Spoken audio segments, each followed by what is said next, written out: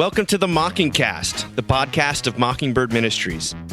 I'm David Zoll, your host, and in a few moments, I'll be joined by my co-hosts, Sarah Condon and RJ Heyman.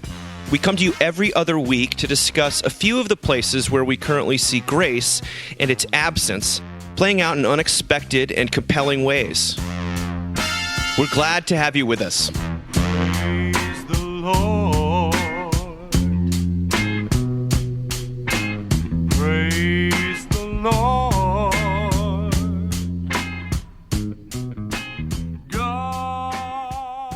Well, that conference sure was fun. I loved being with the two of you and seeing everyone, and I just still sort of reeling from it, just the overall quality of it. You know, you plan these things and you never quite know how they're going to go, and just feeling grateful. It was almost professional, almost. I mean, we still want to be. It was we still so want to be close. handmade, right? We still So want to be close. handmade. Nobody branded too hard. Well, So- if people haven't gotten a chance to listen to some of that stuff, not only the Mockingcast, but there's just so many good talks. I think Kobe Campbell was just fantastic, and Yeah. Andy Root was so good. Sarah's talk was phenomenal. Yes. I Sarah. thought Mike Cosper, there was no letdown throughout. So, Jordan Griesbeck's incredible session. I haven't even got to hear everything yet, but super fun. But so it's been since then. So it's been about 2 weeks since we've talked. How are you guys doing? What's up? It feels here in Charlottesville like the year is sort of coming to a close. I just went to this morning to a performance of my son doing Elton John's "Your Song" on guitar. It was very, very cute. Whoa. It's a lot of those things from now until June. Though I Cool. know some school systems are already out. But how's it going? What's up? Yeah, I hate that part. You mean all the mandatory Oh my God, there's so many performances. rituals? I'm like, enough already. Yeah. So Sarah's like like, one I'm the after performer. another. You should watch me perform. I'm not watching you mean, perform. maybe there's a little bit of that, RJ, but I'm also just like, I want my nights back. Like, Yeah. I don't know. But I mean, we're going to a baritone concert tonight. So, we two are in that era of, I just think May's the worst. They just shove too much into it, and Didn't we're we talk about already it all being tired. Maycember? Remember Maycember? Yeah. I just Yeah. think that's so. I think it's worse because at least in December I get presents. Do you know what I mean? Like in May, it's just like May. The gift is then your kids are home with you full time. I don't know. I'm over May. I'm over it. Yeah. Over May. We're halfway yeah. there. I Yeah. know. We've got a little ways to go. When do your That kids? said, I had an incredible Mother's Day, and not because of Josh, although he's lovely, but I got invited to a pool party for moms, and this mom Yes. rented out. Literally, you can rent pools like Airbnb, heated pool. She ordered Papa John. She brought box wine. It was amazing. So anyway, that was like the perfect Mother's Day thing. This has been, Sarah kind of knows because I was texting her. It's been a really emotionally exhausting week. We got up super early last Wednesday because Spirit Airlines changed our takeoff time from 11 a.m. to 6 a.m., which was lovely. Oh my God. To fly to Texas, to Austin for my son's graduation from college, which was amazing. And I just am so proud of him. He is an amazing young man and just has worked so hard and so mature, has amazing friends. So that was great. And then Saturday, got a call from one of our really good friends in Houston because we were part of this little sort of 5 family group that we all met at the local neighborhood. I've talked about the pool before, right? The pool crew. And one of our pool crew's sons, their 20-year-old son, went to bed on Friday night and didn't wake up on Saturday. Died on Friday night. So Jamie and Spencer, who is this boy's one of his best friends, they got in the car immediately and drove to Houston on Saturday because it's about 2.5 hours. And then I drove up with Jackson on Sunday, and we just spent the day with these friends of ours who lost their son and our other friends. And it's been devastating and exhausting. And, Marshall knew him too. And we got home Monday night, and Marshall was like, I'm scared to go to sleep. Yeah. Oh, wow. Well, Yeah. it was the same thing can happen to me. So yeah, we ended up just we kept him home from school on Tuesday, and Jamie and I stayed home, and we just kind of were together. And I don't know. I don't know what to say. And I'm gonna doing the funeral in June. Oh, RJ. Yeah, yeah, That's heavy. yeah. It's heavy. I'm just tired. I'm Yeah. just tired and Yeah. sad. Yeah. So that Gosh. was my week. Jeez. Yeah, it was heavy. I'm sorry. I mean, It's it's heavy also when Sorry. yeah. the Anyway, heaviness of both the joy and the grief of a child the agony moving and out the into the ecstasy. world, and then Yeah, Yeah. is this the inexplicable horror or Yeah. sadness of Yeah. that? Gosh, my heart goes out. I'm glad they have you. I hate to, Oh, it's, you're kind. Me too. I am that they have someone they could call, but Sarah was very helpful. I texted her. I was like, "What do I do?" And if Sarah's the go-to. and what did Sarah say? Sarah's the go-to. Uber Eats gift cards. Yeah. No handwritten notes. these. They'll be these- flooded with those. Yeah, I mean these particular friends, I love it. They're not really from any faith tradition at all. So none of those questions really came up. But yeah, I think just to sit with them and just been praying for them, for God to show up in their lives in some kind of real way, bring Yeah. comfort, whatever that looks like, Right. that looks like. Right. Prayer and Uber Eats gift cards. That's sort of Mhm. Pretty that's, much. That's enough. Yeah. That's enough. Let's face it. I mean, Yeah, that's and to check in with them, yeah. check in with it. What do you say? 2 weeks, 1 month, 2 6 months. weeks, 1 month, 6 months. Yeah, because by 6 Yeah. months, no one else is checking in with them. And, Yeah, just talk about their kid. I find that is yep. We've been sending them pictures. so important. Yep, when videos. He spent a it's- lot of time with us. We Yeah. have. You're sort of scared to talk about the deceased, but actually, it's a good thing. to talk about Especially when it's a kid. Do you Yeah, know what I all like? the I just happy feel memories like, and yeah. don't forget my kid. Yeah. Yeah, I remember Yeah. when that happened to a dear friend of mine who named Javier Garcia, who Oh yeah, who died, Javier. who was in my youth ministry, but also just a friend and a theologian and stuff. And I remember asking Sarah, it might have been you who I asked what the best thing to do was, and because I was in touch with his mother, who was just in absolute agony. Mm. And I think you said, or someone said, send her pictures of times when he wasn't with the family that she's never seen. Yes. Yeah. And it just the kind of the sense of like my son had a life beyond even what I knew. And there's something, not only like do you see how he impacted other people, but there's just some sort of sense of largeness to it and generosity. I remember her being very, very moved that I would do that, and I just was following directions. Yeah. But there are It's pictures kind out of there. counterintuitive, right? Because your gut a little bit is not to do anything that is going to cause more grief or more pain or to Yeah. remind someone. You know what I mean? But Yeah. you can't do that. Like it's so present. Well, we started out this episode on a heavy Yeah, note, as sorry. we often do. No, that's okay. It's totally okay, and I think Life actually is heavy. it's It is. somewhat Life is heavy, man. Life is heavy, which actually this Ugh. first piece we're going to talk about addresses in a kind of a similar way. And this is, it was just graduation weekend, as RJ talked about. And every year you want to always scour the internet for who's giving the interesting speeches. And Jerry Seinfeld is out there making the rounds because of Unfrosted, his Pop-Tart movie, which I found absolutely delightful. It is. I'm sort of, so glad you've seen it. We watched it with the kids. it's such a nostalgia fest. But to So watch great. something with my kids that was just pure sort of silliness and fun, it was great. So recommended. Cool. But Jerry's out there making the rounds. He was also on the end of Curb Your Enthusiasm, and he gave the commencement address at Duke. And a bunch of things that he said, but here's a few that I thought were worth highlighting. He said this to these graduates. He said, "Let go of this idea that you have to find this one great thing. That is my passion, my great passion. Find fascination. Fascination is way better than passion. Those of you who think that you know what you want to do are very likely wrong, and perhaps even overestimating your ability to do it. You have convinced yourself that you know who you are and what's going on in the world. You don't know either. The less secure and confident you feel in the direction, the more surprises and excitement you will have in store, and that's good. So if you're sitting here today completely confused, feeling lost adrift, and totally abandoned, I say congratulations, you win." But then he gets to the meat of what he wants to say. His one main point is this: "I totally admire the ambitions of your generation to create a more just and inclusive society. I think it is also wonderful that you care so much about not hurting each other's feelings and the million and one ways we all do that every second of every day. It's lovely to want to fix those things. But what I need to tell you as a comedian is do not lose your sense of humor. Mm. You have no idea at this point in your life how much you are going to need it to get through. Not enough of life makes sense for you to be able to survive it without humor.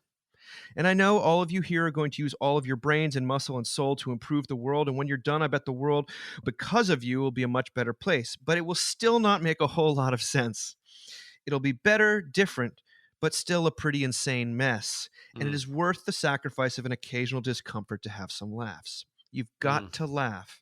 That is the one thing at the end of your life you will not wish you did less of. Humor is the most powerful, most essential quality you will ever have or need to navigate through the human experience.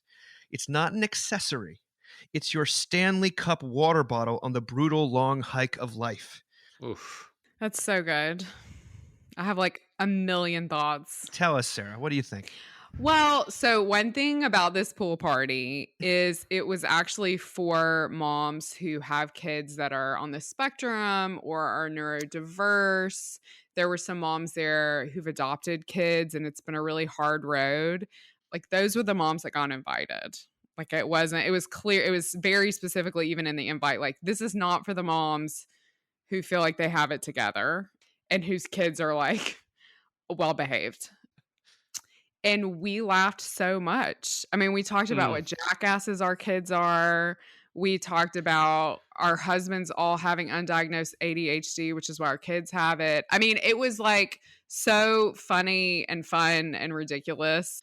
That Mother's Day morning, Neil had gotten up to make pancakes just for himself. Just for himself. Just How on did he Mother's do? Day. How did he do? I mean, he made great pancakes. Good. But Praise God for that. For him Good to job, chow Mom. down on Mother's Day. Okay. It was like, oh, it's Mother's Day. You know, like just like the hilarity of kids, of any kid, no matter how their brain functions, just like being kids and being funny. And I mean, I shouldn't be surprised at how much we laughed, but we laughed so much. And it was so like it still feels really life-giving for me now. Yeah, I want to tell this story, but it just happened, and I feel like Nashville's a small town, but I'm going to tell the story. Yesterday, I was talking to a friend of one of my kids, one of Annie's friends, a mom, and we were talking about sports because her kid plays a sport that Annie's interested in playing. And I was asking her just about the details of it, and she said, well, she's not very good at it, and we just wish she would quit. Because, you know, whether we like it or not, our children are a reflection of our families, and it's just kind of embarrassing. Right. And I felt so devastated by her seriousness, by her taking her family reputation that seriously, by her taking what her kid does out there that seriously. I felt grief for her at the weight that she must carry. I mean, I really had this moment where I put my hand on her shoulder and I think I said like, oh, sweetheart, like, and I could tell not the response she would have wanted in that moment, you know, but I think we have to remember, it's like we hear Jerry Seinfeld say this, and certainly the three of us hear him say this, and we're all funny people and we love humor, and we have to remember there are people walking out in the world that are so burdened by the seriousness that I don't know if there's actually room for laughter. And that, I don't even know how they get out of bed in the morning, you know? There's no room for, I mean, for me, laughter and mercy are the same thing, right? They're not even connected. It's like the same word to me, because there's like, you're able to offer your kids mercy after you've sat in a hot tub with some moms drinking some like spicy margaritas, making jokes about your kids. Like, those are the same thing. Yeah. Well, I'd say it, I've said it before. I think Christianity in its sort of adult form was not remotely appealing to me until I met Christians who were funny. Like I didn't.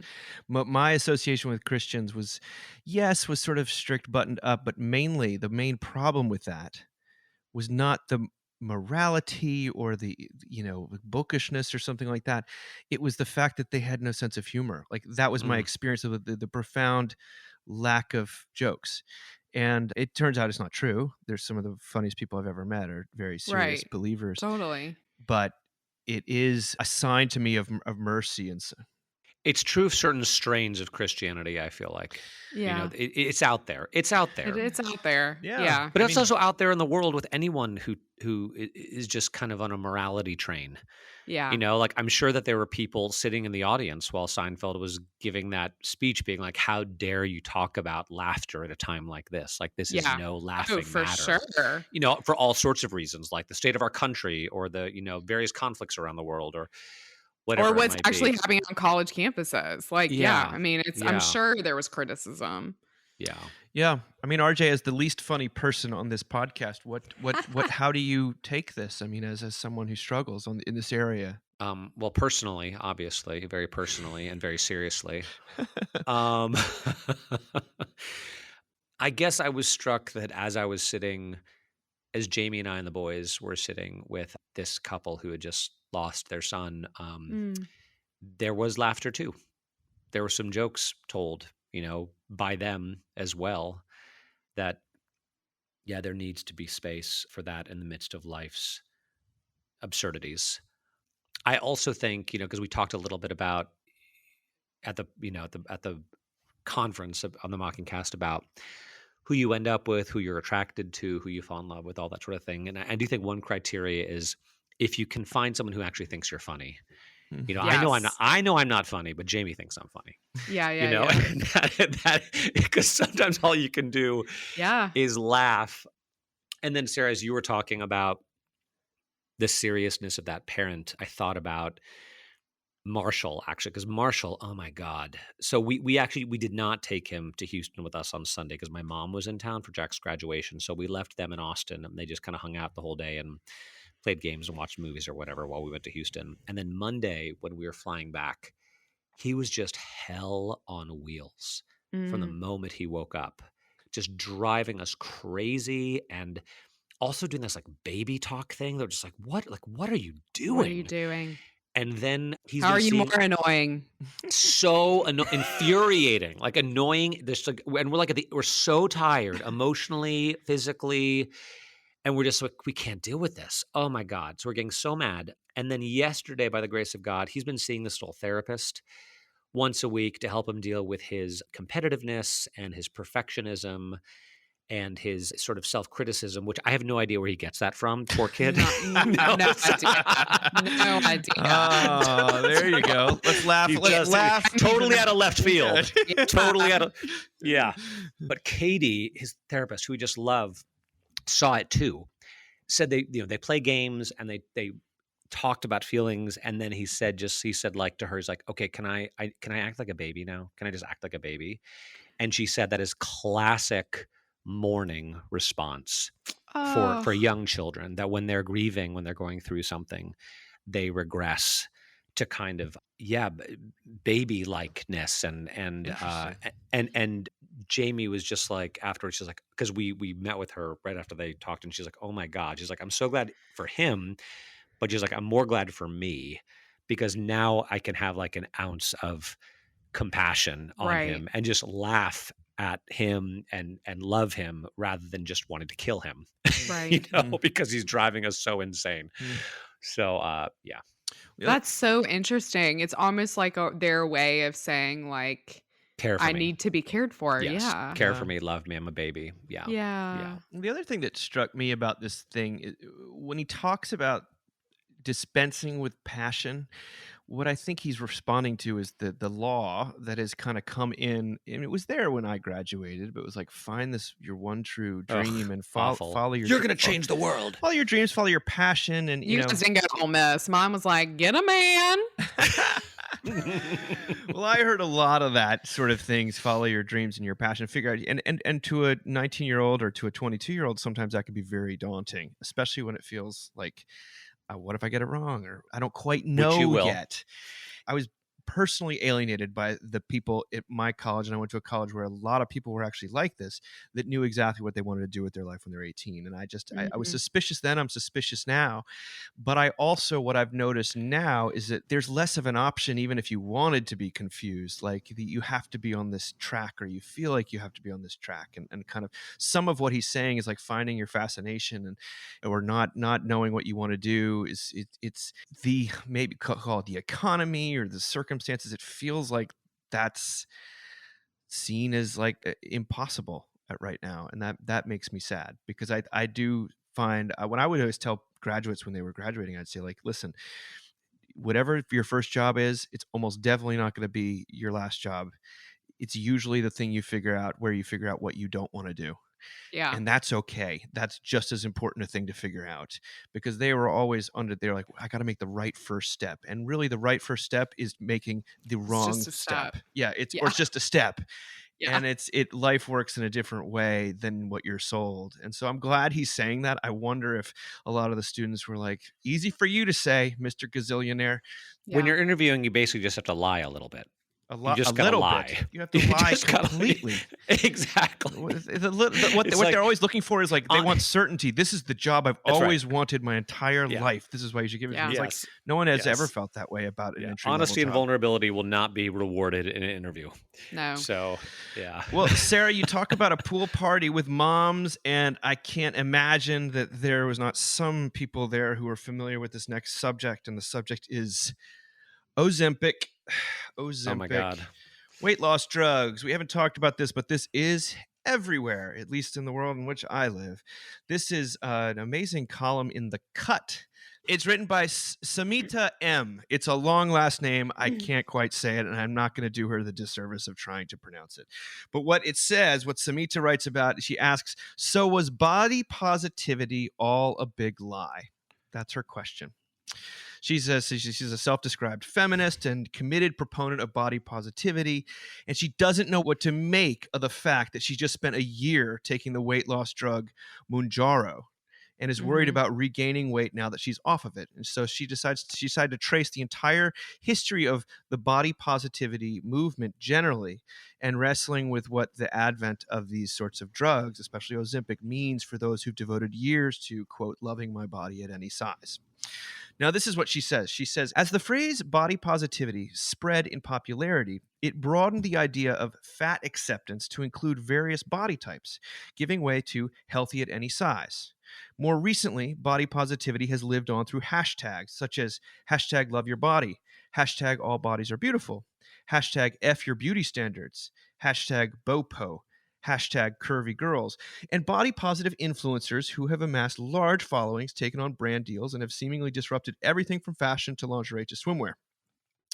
Over the past few months, though, Samita notes, some of the conversations surrounding drugs like Ozempic and Mounjaro have focused on the plus-size influencers who've elected to go on these drugs, and what they owe their followers when they decide to change their bodies. Model Gabriella Helikas revealed to NBC News that when her doctor suggested she go on Ozempic to manage symptoms of PCOS, she was worried about disappointing her followers. In January, influencer Rosie Blair told her followers in an Instagram caption that she was unashamed to say she'd been on Mounjaro for a year after previously experiencing ire from certain people in the body positive community. The corner of body positivity that I was affiliated with was against intentional weight loss of any kind, she wrote. But Samita, in reconciling the blowback that some of these women have experienced, says the following. She says, body positivity fails if we use it as an excuse for conjuring up more tools to judge ourselves and hold each other to another set of untenable standards. Mm. Now, I'll just say for myself, the reason I'm interested in this is not only because it's happening, and it does have to do, I think, with the spiritual and emotional conditions of the world. But what struck me is how this movement, which began as a way of extending love and dignity to people at any size, like Grace, essentially, appears to have morphed into this sort of fear-inducing enforcer of proper attitudes. Like the pronouncement that you're allowed to feel okay and even good about yourself at any weight kind of sounds like it's became a law that you must at all times feel good about yourself or else. I also recognize that I'm treading on sensitive ground here. Mm. But hey, I'm the heaviest of us, so I feel like I could bring it up. All right, you guys are Beefiest. You guys are beefiest. are rails. So what Sarah? What do you think? I mean, the one thing I want to say that I think is probably the worst thing to say is it's easier to be thin. And so I have no malice towards anyone that wants to go on these drugs. It is much easier as a woman to go shopping and be thin. I mean, I have dear friends who are plus size and it sucks. It's really hard. So anybody who wants to do that, I get it. I have family members who are on these drugs who will live longer because of it. So I'm a big advocate for these. Am I seeing it more in my world where maybe women who are already like fine are going on them and getting like super thin? I mean, do we see that in celebrities and stuff? Sure. I just never bought the body positivity thing. I just feel like law rains down more law. And it always felt like, well, you have to be body positive. And I just thought, no, but I'm not body positive. Like, as a thin American woman, I'm not body positive. Like, I think what we want to strive for is just like maybe body unaware. I don't know. I think maybe that's the best goal, is just to not, I want to be body 80. Do you know what I mean? Like, I want to be like an 80-year-old, like, who like is like, you know what? Like, life's short. I don't know. It just, body positivity felt like this like law. And I did find it, oh God, we're going to get emails. I did find it really disturbing because it kept a lot of people morbidly obese. Like, they encourage this, like, you know, you're and you are beautiful at any age, but like your heart might not be, you know? So I don't know. For me, I know people have a lot of criticism of Ozempic, but for me, it's kind of all been really positive. So, Rutger. I mean, it scares me to death to talk about, but I'll just jump. You're in. living in South Florida. No one takes these drugs there. What do you? Oh, I'm sure. I'm kidding. No I'm one. joking. That was a joke. Yeah, exactly. That was a joke. Everyone takes these drugs. Well, the first thing, can I ask a question? What happened to Lizzo? Because remember, Lizzo was like super body positivity, but then there was this whole scandal where she apparently was shaming her dancers over their bodies or something. Yeah. There was some big thing. Yeah. And I've not heard anything more about it. Yeah. But I remember she was the shining star of body positivity. And then it turned out that maybe, I mean, who knows? These were the reports that she wasn't very nice. Yeah. Right. For her, she was, but for everyone else, she wasn't. Yeah. So I just thought about that. I also thought about all the celebrities who lost weight and just got railed for it. Yeah. You know, from Oprah to Jonah Hill to Adele, you know, all these people who were sort of carrying the weight of other people's expectations. And then on the other side, like, I just thought this was kind of well, should I talk about this? This is the title of the episode. I don't know if I should say this. So I found out something recently and I'm processing it. I'm not quite sure what to make of it. Okay. It's like a wonderful Christian ministry which does incredible work. And this actually ties into what you were saying, Sarah, with families who have children who have some kind of special needs, whatever it might be.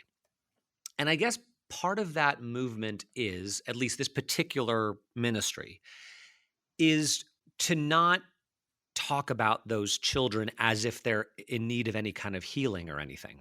You know, this idea that, you know, I don't know what, like, when we get to heaven, is everyone going to look like Mr. Universe? Like, what's everyone going to look like? Right. Are we going to look like Ken and Barbie dolls? Are there going to be obese people in heaven? Are there going to be people with special needs in heaven? Right. Do you know what I mean? Like, we Right. talk about heaven being this place where every wound is healed and there are no more tears and there's no more death and there's no more pain. But what does that actually look like? And then what is our concept of what healing looks like? Right. Or our concept of what a wound is. Or what right? wellness is. Or what wellness is, you know? Because I also think, who's that comedian who got fired from Saturday Night Live but then was just invited back on, and he's like a Catholic and Shane Gillis? Yeah. And he's funny about his brother, who I think has Down syndrome, right? Mm-hmm. But he's like, look, my brother's fine. He's the happiest person I know. Like, no one is happier than he's like the best, happiest person I know. And it's kind of funny, and it kind of makes you cringe a little bit.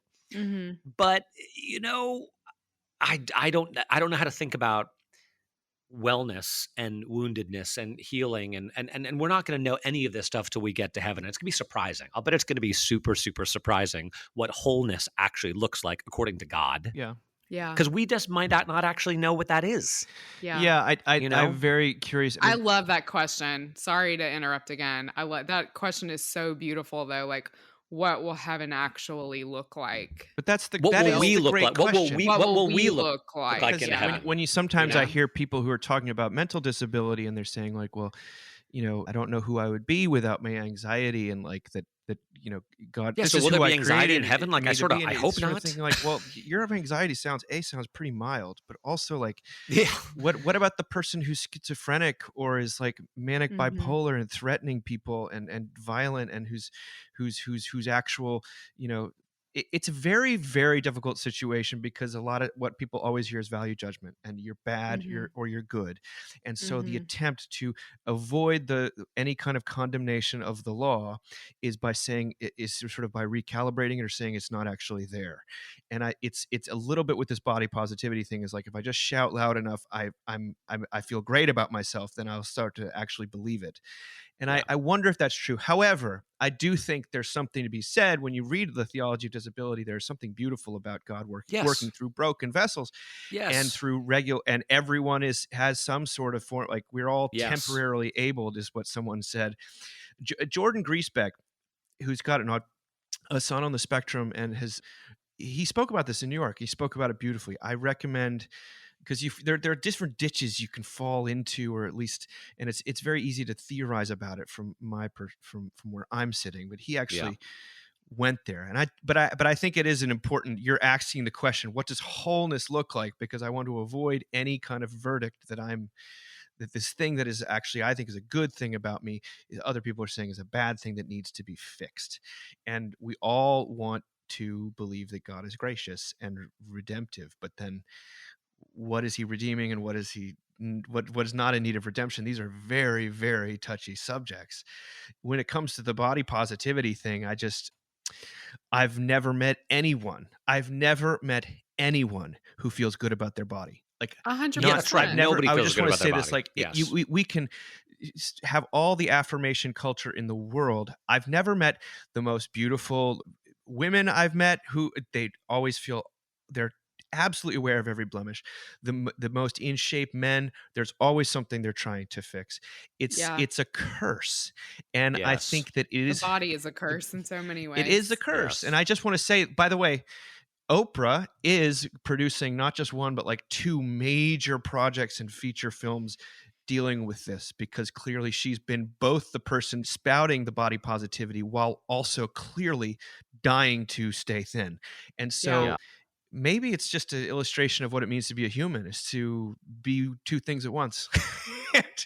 Then the other thing is, I will say this: I watched the most amazing movie. I don't know if you guys have seen American Fiction yet, but I loved American Fiction. Yeah. It won the it's Academy really good. Award for Best It's Screenplay. really, really. It's so funny. And when Jeffrey Wright is a writer, and when he first sees his mother, who he's been avoiding, his mother, the first thing she says to him is, "You look fat." And then the second thing she says to him, "But I'm worried about you because I know you overeat when you're depressed." And I felt seen in that moment, because when I am in a heavier stage, when I am chubbier and I don't want to look at the pictures of myself, it is an expression of my internal life. Like, I'm just going to say it. Personally, I can say I will be eating the Grater's mint chocolate chip ice cream more when I'm feeling depressed, because I want to self-soothe. That may not be the case. And I also happen to be a Germanic body that's larger than I wish it was. All these things. So Teutonic. Yeah, Oh my well, gosh, it's unbelievable. I look at my mom's side of the family; all the men are huge. So it's like, meaning like bone structure. Excuse me, RJ. They're big boned. They're big boned, and it's a very complicated thing, because that's what I'll say. That's all I'll say. No one that I've ever met feels good about their body. No. Do we have anything else to say about And if body they do, I don't positivity? like them. I don't like Yeah, them if they do, I if don't they really, do, I don't they really want to hear from won't. them. They won't in heaven. Keep your emails to yourself. Yeah, That's right. well, body agnostic is maybe what we're looking for. I like it. Yes. Well, this next one is about over concern with the body, and it's called "This Hypochondria Never Dies" by Megan O'Rourke in The Atlantic. Megan O'Rourke is reviewing a new book. Caroline Crampton wrote a book called "A Body Made of Glass: A Cultural History of Hypochondria." This is very interesting. She said, the ease of online medical self-diagnosis has given rise to what's called cyberchondria, concern fueled by consulting Dr. Google that escalates into full-blown anxiety. Intensive vigilance about our health has become the norm, simultaneously unsettling and reassuring. Many of us have experienced periods of worry before or after a mammogram or a colonoscopy, or bouts of panic about our kids' health. For some, such interludes become consuming and destabilizing. Today, at least 4% of Americans are known to be affected by what is now labeled health anxiety. And some estimates suggest that the prevalence is more like 12%. Now, in the 20th century, the prototypical hypochondriac became the kind of neurotic whom Woody Allen plays in Hannah and Her Sisters, someone who obsessively thinks they are sick when they're not. Sigmund Freud's view that unexplained physical symptoms can be the body's expression of inner conflict, meaning that those symptoms could be entirely psychological in origin, played an influential role here. The idea that stress or anguish could manifest as bodily distress in a process that came to be called somatization spread. And if you consider Allen's character in that film, he frets about a brain tumor only to have his worries assuaged by a brain scan. The hypochondriac became a comedic figure, easily caricatured as neurotic, someone who could and should sort of, quote, snap out of it. But unlike some other forms of anxiety, health worries are a problem that neither better labels nor improved treatments can hope to completely banish. In the meantime, we doubt, wait, anticipate, and try to identify. Is that stabbing headache a passing discomfort or a sign of disease? Our bodies are subject to fluctuations. The trick is to pay enough attention to those changes to catch problems without being devoured by the anxiety born of paying too much attention. Good luck. Yeah. Well, Crampton, who wrote the book, I guess was diagnosed with Hodgkin's disease at an early age, and she didn't pay enough attention.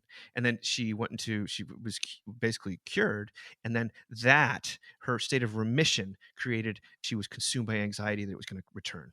So there's lots of interesting things going on here. And that's what the DSM actually labels illness anxiety disorder. An excessive preoccupation with health that is not marked by intense physical symptoms. But there's something else called somatic symptom disorder, which describes a disproportionate preoccupation that is accompanied by persistent physical symptoms. It applies to people who catastrophize, the person with heartburn who grows convinced that she has a heart disease. She closes by saying this: medicine's distant and not so distant past, when multiple sclerosis was often misdiagnosed as hysteria and cases of long COVID were dismissed as instances of pandemic anxiety, offers a caution against confidently differentiating between psychological pathology and poorly understood illness. And yet the challenge remains. Patients and practitioners alike need to recognize the existential uncertainty at the core of health anxiety. Only then will everyone who suffers from it be taken seriously. After all, in an era of pandemics and Dr. Google, what used to be called hypochondria is more understandable than ever. Now, I don't know if you guys know any hypochondriacs or if you consider yourself to be one. It's not a term, again, that it's fallen out of favor. And yet Caroline Crampton is trying to actually rescue it a little bit. But why I highlighted this is not only because I think it's a real thing. I think health anxiety afflicts people in a very deep way. But the way she brought compassion towards it, basically being, we just have come through an international pandemic.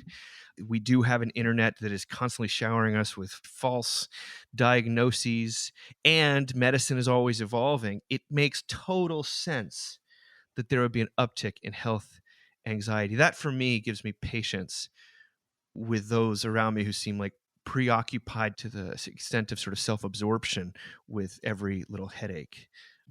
What do you think about this? Is this something? I don't know if it's just how the Lexapro's hitting this morning, but I still think it's really annoying. So I'm like, so oh, compassionate. So nice, Dave. I I have a really very close friend in Houston who got diagnosed with cancer.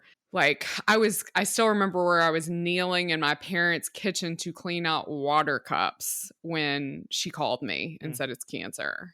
And she has had cancer 4 times, I believe, since then. She listens to this, so she'll tell me. And the most recent occurrence is this past week. She's got 2 girls. The oldest one's in 4th grade. And I just think people need to spend more time with people like this. I don't know. Because she's really remarkable to be around, because like she is actually getting these crazy diagnoses. And because she's done a lot of self-work and is very thoughtful, she just says, this is the ride we're on, and we're going to get through this. And there's not this overwhelming, fixation on it. And, she said the most beautiful thing to me the other day. She said, I've been thinking it's not what if this happens, it's even if this happens. Like it will, then it will be okay. And I just think, there was a guy that came up to me at the conference who is a pastor and whose wife, he told me, had died really suddenly. Oh, yeah. I talked to him. And I said, oh my gosh. And I think they had 4 kids. I said, I immediately, as a mom, I'm like, was she worried? What was she like? What did she say to you? Like, did she freak out? And he said, well, there wasn't really a lot of time between when we found out when she died. But the one thing she kept saying to me is, it's all going to be okay. And I think that's the word that we need from the suffering ones. Do you know what I mean? Like, it's all going to be okay. And even if this is what you have, which if you're Googling your symptoms, it's probably not, it's all going to be okay. It's not what if, it's even if, But yeah, I have so little patience for this. I don't know why, but I'm just like, get your shit together. You're fine. I'm a great mom, by the way. You need to write a book on mourning, on death and mourning, and both for people who have experienced it, but then also for people who are like, I have this dear friend who's just gone through a thing. Because the fact that you asked to this guy, because I talked to him too, and I'm not about to ask him about his dead wife. Oh, you know what I mean? Yeah. But you're like, tell me about her. Like, what did she think? Was she ready to die? Like, how was that for her? How was that for you? I'm like, what the hell is wrong with you, Sarah? Like, yeah, but I'm sure. I know who we're talking about. A wonderful Ben Wheeler and Tyler. And I'm that's sure right. it was helpful Tyler. for him to talk. His son was there too. His son was with him. Yeah, they were amazing. I can think of 2 people right off the bat who had majorly invasive surgeries for things they thought they had, which doctors confirmed they had, which in retrospect was just like really bad anxiety, which is crazy to me. But they had these surgeries, and they'll look back like, oh yeah, that wasn't extra muscle around my heart. It was just really bad anxiety. Yeah. But they got doctors on board with that. And then the other side of it is, we all know people who were super hypochondriacs and were like, oh my God, would you shut up? And then it turns out they actually had something pretty major. You know what I mean? So you're like, I don't know those people, but yeah. You don't? Okay. No. All right. I'm like, y'all be crazy. I'm totally handicapped here because I grew up with a father who grew up in Christian Science, and Christian Science is very. Your dad was a Christian Scientist. What? Yes, you heard it here How are first. we just now finding that My out? father grew up in Christian Science, and he went to No wonder he's like a quirky intellectual. He went to Episcopal high schools and stuff like that. But he was Christian Science, and his mother, especially, they were very much. If you were sick, you kind of had to think about it differently, and it was very much like he never really went to the doctor, and they weren't kind of like crazed, never take medicine stuff, but it was always his instinct when we were growing up was and my mother was a licensed nurse, an RN, but his instinct was always never to be like to take it that seriously. And of course, my brother got a staph infection when he was 12 and ended up in the hospital. And the real things happened and we got the help we needed. But on the sort of day-to-day sniffles and allergies and kind of colds, it was never, it was basically like, I don't really believe you.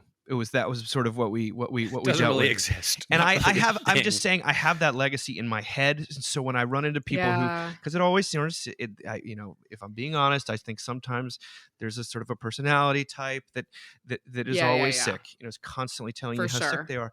And you just, I start to, my inner eye roll is pretty strong. And yet it has very much hijacked my ability to be empathetic to people who have real illnesses. And it's also prevented me from sometimes getting checked out when I needed to. So it's screwed up. And but I never hypochondria. I sort of grew up with a dad who at his worst thought everyone was a hypochondriac, and yet he could Yeah. barely breathe because his sinuses were so bad. And you're like, Dad, go to the doctor. But it was just such resistance to it. And so it's a very interesting phenomenon for me. Do I see people who are the children of doctors who are always sick, and maybe in my mind do I think that's how they got attention from their parents growing up? Yes, of course I can make that connection. And yet every time I make that connection, to the fifth time I make that connection, the person's actually sick and I feel terrible. So I don't know how to hold these things in tension. Well, it's funny you say that because as I was sitting here, I was thinking about it. I actually do have somebody in my life I really, really, really love and am very close to. And she kind of constantly has health issues.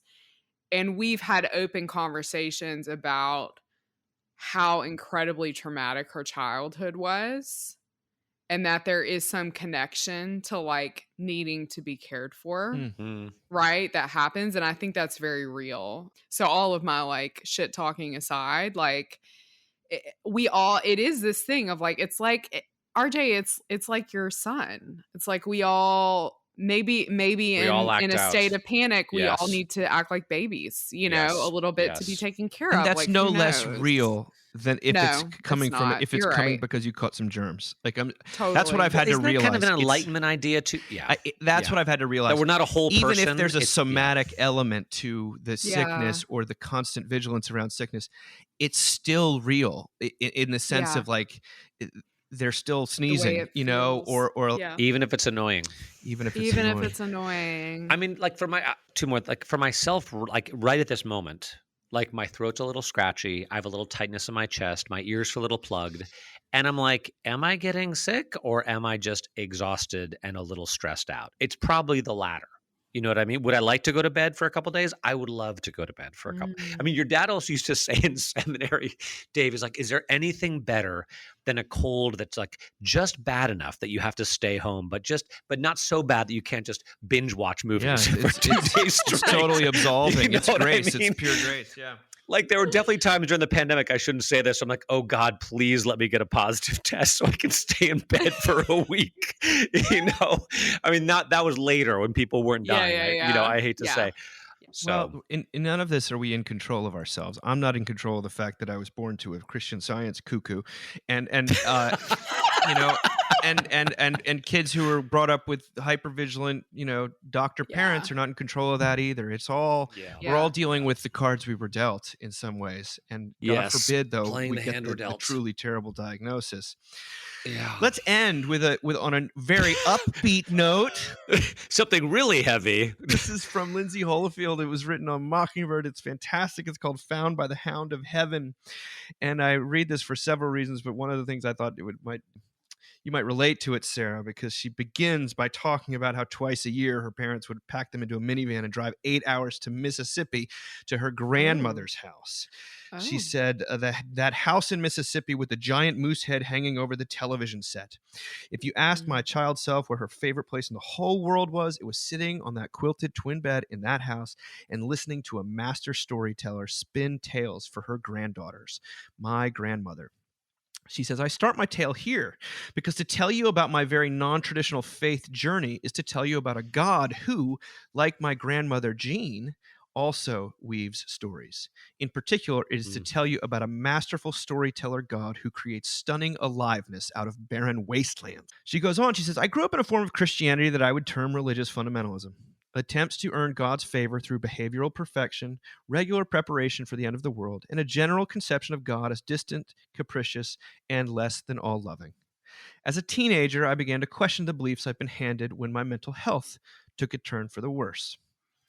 She then relates going to treatment for an eating disorder and meeting a woman named Mel who says this: I pray that one day you would know that God is safe and that God is loving. Mel was one of the first people in my life who told me, a self-hating 16-year-old, that I was loved unconditionally by God. As a therapist in a treatment facility for teenage girls with eating disorders, she began countering the narrative that I had been given that love was given or withdrawn based on my performance. The shame that I had carried with me did not immediately dissolve in that moment, but there was a seed planted of grace. Well, during my time in college, I entered what many would now term deconstruction and joined a college ministry that had a heart for justice seeking and those on the margins of society. But by the time I graduated and was admitted to a master's program in a divinity school, I found that I was doing mental gymnastics to recite the creeds.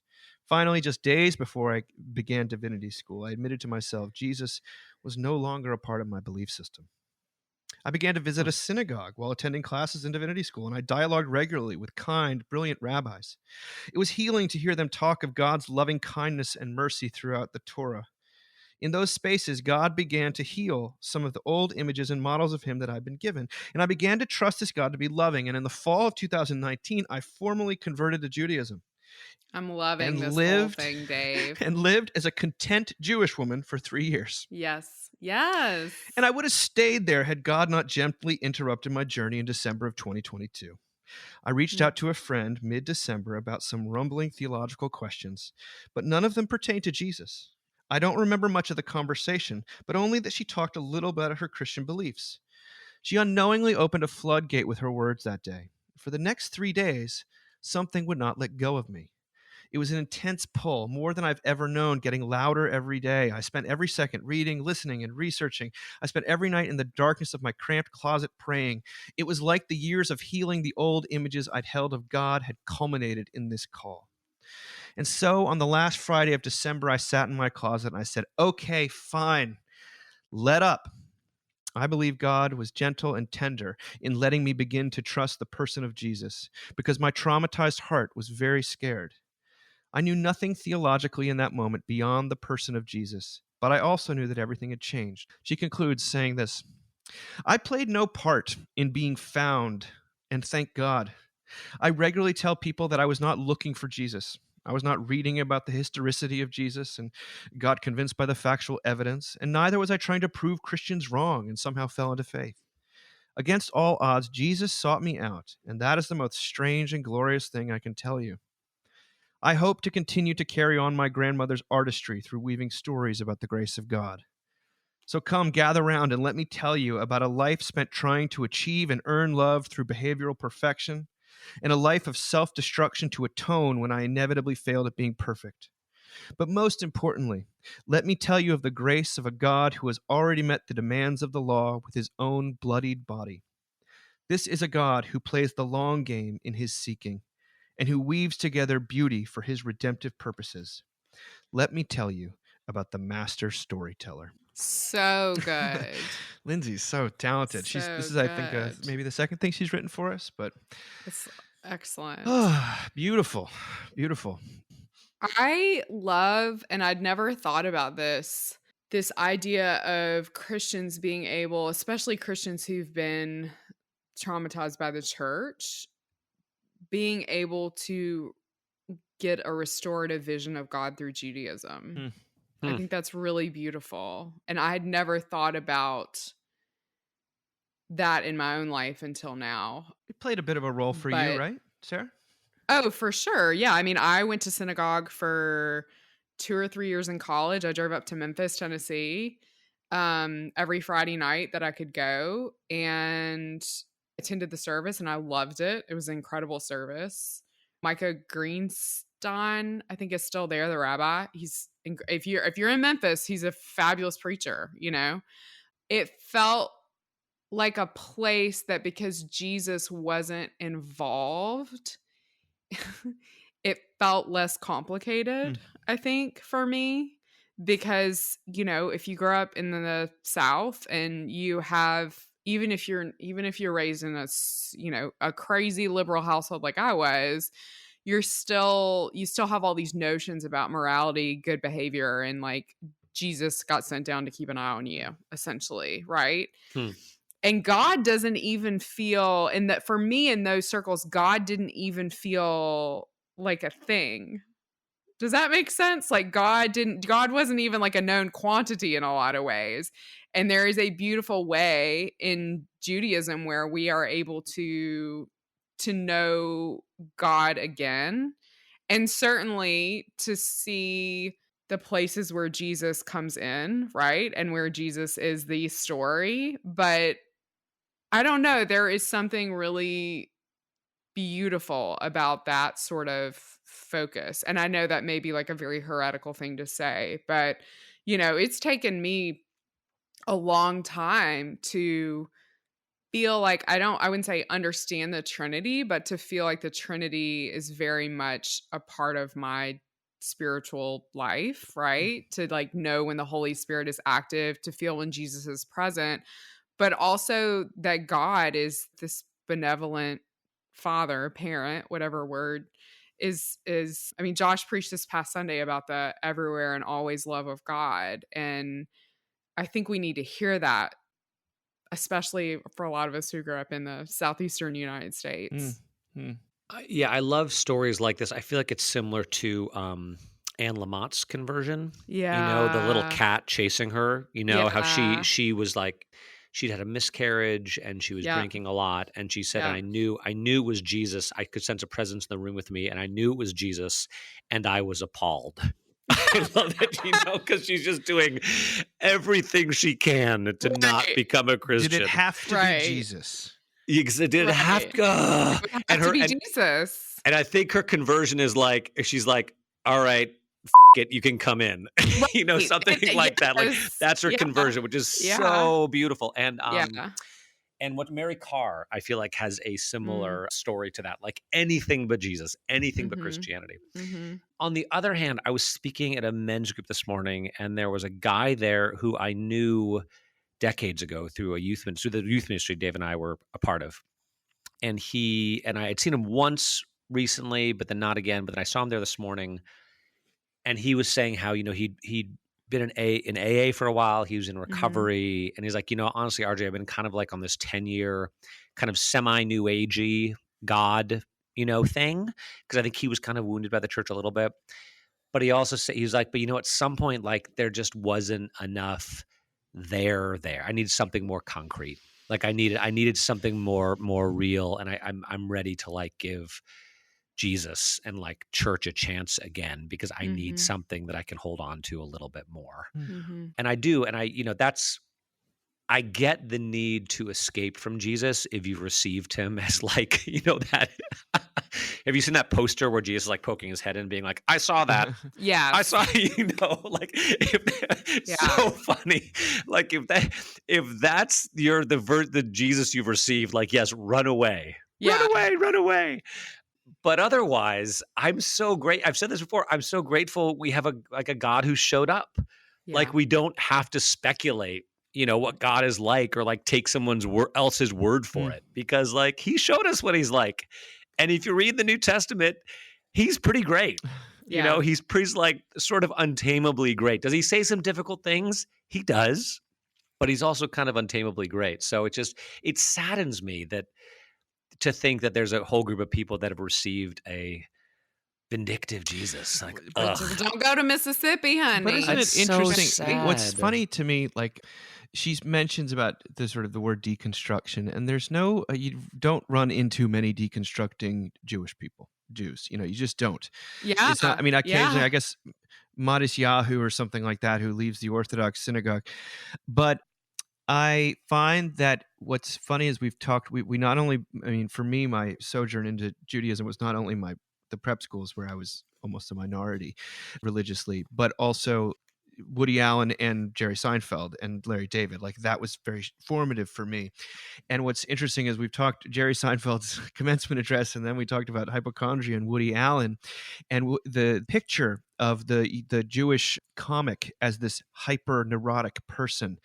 And yet I think there's no more neurotic person on the face of the earth. It's just not very funny than the deconstructing Christian. That is it's much more of a recipe for neuroticism, that to have that I saw that kind of Jesus standing over your shoulder.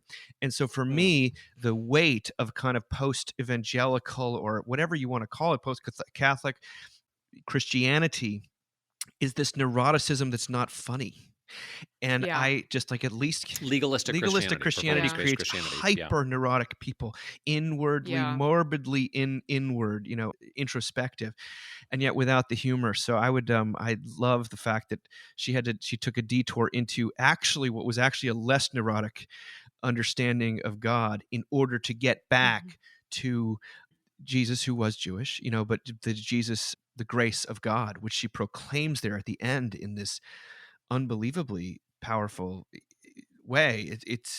I just relish stories like this, relish stories of people that God is in the business of redemption, and that includes religious redemption, like redeeming terrible experience of religion. Because sometimes, if I'm perfectly honest, and I hear some of the horror stories that people have had with really terrible legalistic churches, I say, just give God a rest. Like, just don't even go to a church for 25 years, like whatever you do, God has become the enemy in your mind. And if there's any shot, and so to see that God can overcome what often feels to me like insurmountable obstacles is a beautiful, beautiful thing. And I'm grateful that Lindsay shared it.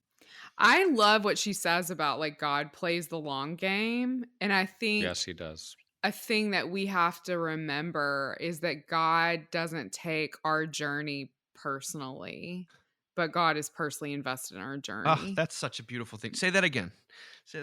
God doesn't take our journey personally, but God is personally invested in our journey.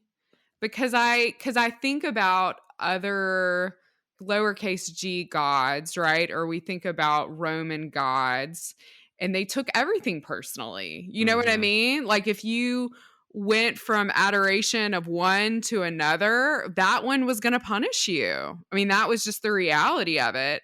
And, this God that we serve mostly just serves us, let's be honest. This God knows that 25 years is going to be just fine for you to not show up to church. Do you know what I mean? Like, it's not going to take it personally. Like, it's, this God is just, our God is such a meemaw to me. And, like, just in the kitchen, got some food whenever you're going to show up, would love for you to visit more, but loves it when you do. I don't know. Like, RJ, final word. What do you say? That's beautiful, Sarah. It's not. That's a great word. It's not a final word. I guess I just also want to speak a word of. The church has messed a lot of people up, but I also think about my own sort of journey and how many people were so wonderful and so patient and so kind. And then really, it was kind of like two comments that people made who were well-intentioned that kind of ruined my life for a while. But, because I think the condition of our heart, we are so conditioned to think of everything as being performance mentality. Yeah. And so someone says one thing in our life and it can just totally push us off the cliff. People can preach grace at you till they're blue in the face, but one or two people says one or two little things, which maybe they don't even really mean, that are more legalistically oriented, and it just destroys because you. It's already in your head. It's the natural condition, which to us Christians and us preachers especially is just another reminder that, man, when you're preaching grace, you got you're fighting upstream. God's on your side, but just keep on preaching it, man, because people need to hear it. Holy moly! Well, I heard it today from you guys, so thank you so much. We'll regroup one more time before the summer, and then we will take a long, extended rest. But it's so good to be with you too, and talk to you soon. Bye. Bye. Bye.